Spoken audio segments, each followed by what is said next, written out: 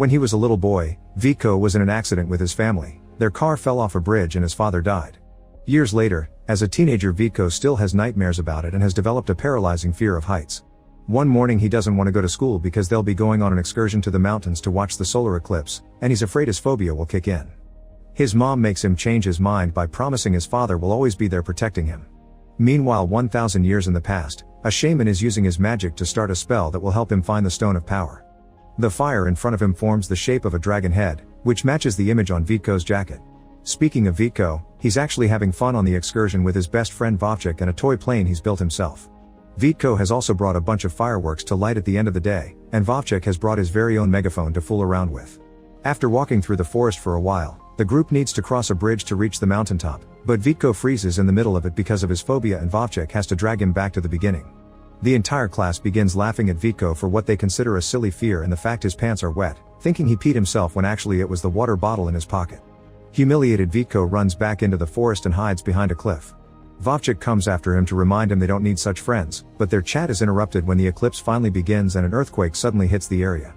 Vovchik falls off the edge and holds onto the rocks just in time, but he won't be able to stay like that for long. Vito wants to help him, yet his phobia keeps him frozen, and before he can think of something to do, a magic portal opens behind him and absorbs Vito together with the megaphone.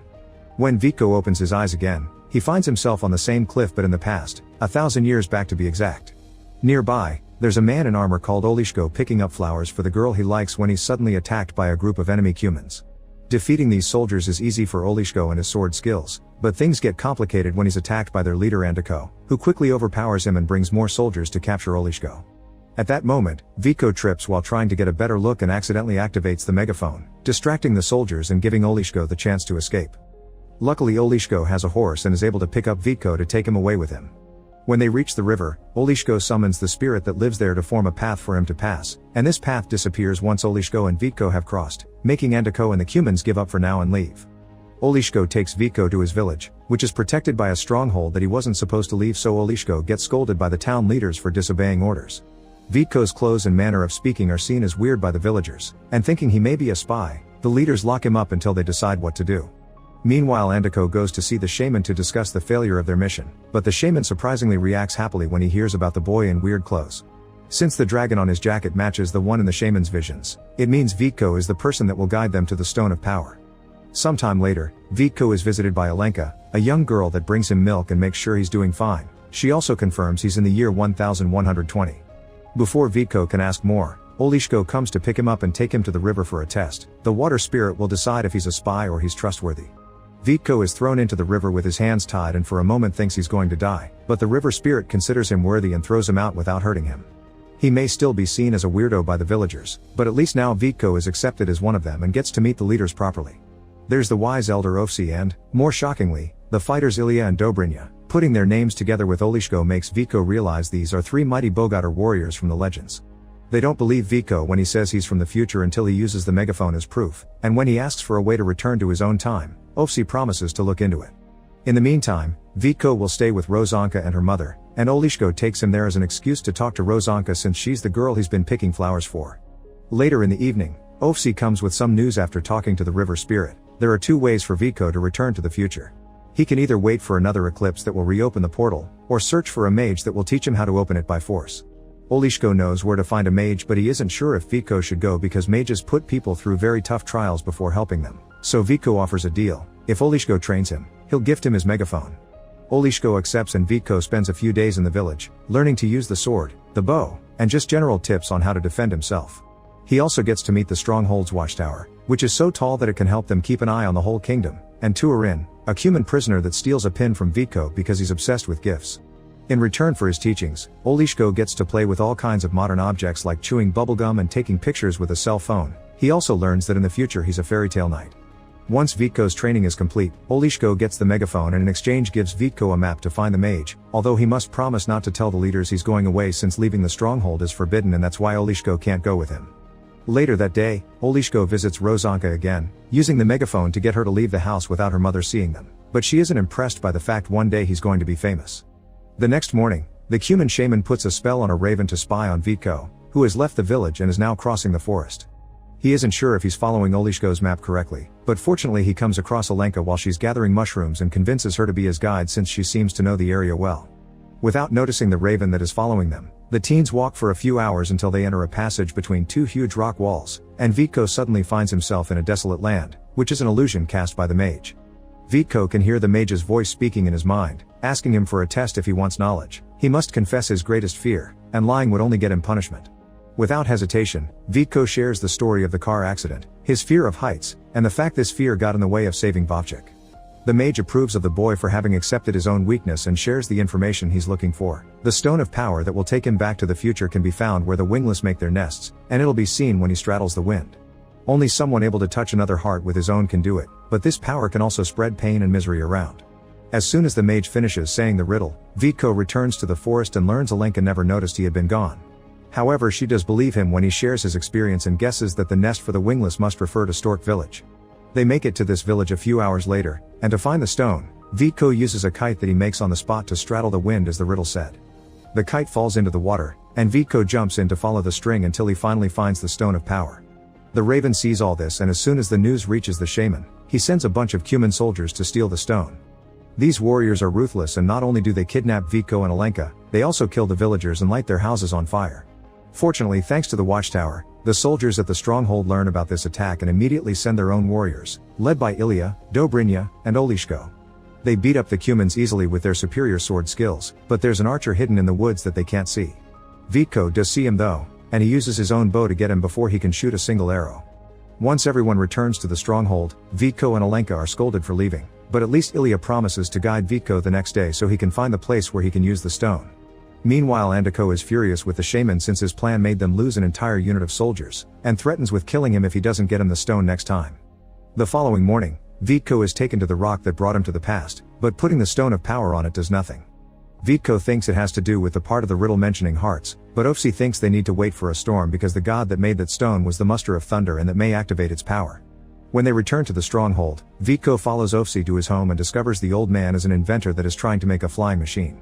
Obviously his knowledge is lacking, thus Vitko takes the chance to teach him about aerodynamics, using a paper plane as an example. From then on, Vitko and Ofsi work together on making functional wings, but Vitko also spends some time with Alenka, who shares local legends with him, including one about star-crossed lovers that leave behind a stone heart. To thank her for everything, Vitko gifts her a cute little paper bird. While the shaman prepares a new spell for his next plan, Ilya and his men manage to capture a Cuman soldier and interrogate him until they learn Andiko knows about the stone, which means they need to hide it to keep it safe. Ofsi thinks the best hiding spot is on top of the watchtower, and when he notices Vitko doesn't want to go up there with him, he reminds him that confronting your fears is important and that Vitko will always have the village's support to rely on. Riding the elevator is nerve-wracking, but Vitko manages to make it all the way to the top and start controlling his fear at least a little bit. Ofsi hides the stone inside an old rock, and this is seen by the shaman's magic, who decides the time has come. A few hours later, a storm finally comes, and Alenka tries to tell Vitko she doesn't want him to leave, but he doesn't get the metaphor she's using. Soon the rain starts, including hail too, which hits Turin in his cage and makes Vitko feel bad for him, so he grabs some old sailcloth and covers the cage with it to protect the prisoner. Alenka is impressed by Vitko's bravery and rewards him with a kiss on his cheek.